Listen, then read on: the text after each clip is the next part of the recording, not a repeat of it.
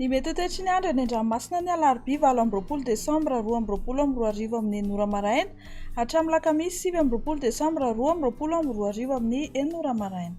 Mifanesisesy ny oram-baratra eto Madagasikara ka mila mailo hatrany ny mpampiasa ranomasina eny amin'ny morontsiraka Atsinanana sy Andrefana. Ho amin'ny morontsiraka Atsinanana, Cap d'Ambre hatrany Cap Est, anorana tandrifin-drano mety araha-kotroka indraindray. Ho avy atsimo somary atsimo Atsinanana andrivotra ka ho 9 hatramin'ny 20 km isan'ora, hatratra 7 km isan'ora indraindray manakaiky ny tendrony avaratra. Anonjabe ny ranomasina, ny haavon'ny onja dia manodidina ny 2.7 metatra. Ho an'ny Cap Est hatrany Mahanoro, anorana tandrifin-drahona indraindray. Ho avy Atsinanana na atsimo Atsinanana andrivotra ka ho 7 hatramin'ny 9 km isan'ora, anonjabe ny ranomasina ary ny haavon'ny onja dia manodidina ny 2.5 metatra. Mahanoro hatrany Taolagnaro, anorana tandrifin-drahona mahalana. Ho avy avaratra Atsinanana andrivotra ka ho 7 hatramin'ny 9 km isan'ora, hatratra 20 km isan'ora ny atsimo Manakara ary 7 km isan'ora manakaiky ny Taolagnaro. Anonjabe ny ranomasina ary ny haavon'ny onja dia 2.4 hatramin'ny 2 metatra. Taolagnaro hatrany Cap Sainte-Marie, Ibalika ny masoandro.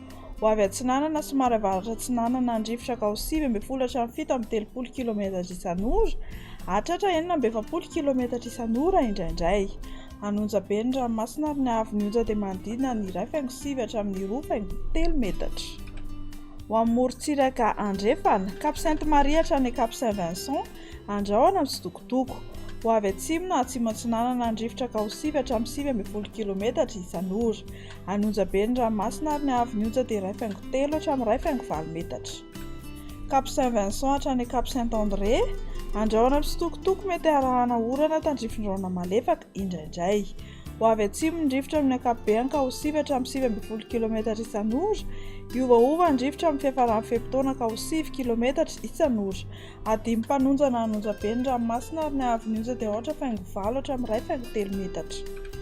Cap Saint-André hatrany Analalava, anorana tandrifin-drahona mety araha-kotroka ny Voamaraina. Ho avy atsimo Atsinanana na Atsinanana andrivotra ny Maraina ka ho 7 hatramin'ny 9 km isan'ora.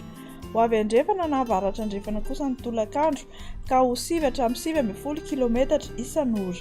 Ho tonona hadimy mpanonja ny ranomasina ary ny haavon'ny onja dia latsaky ny 8.9 metatra.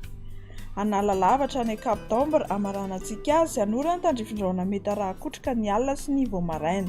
Iovaova ny fitsokan'ny rivotra ka ho 7 hatramin'ny 9 km isan'ora, ny haavon'ny onja dia latsaky ny 8.7 metatra.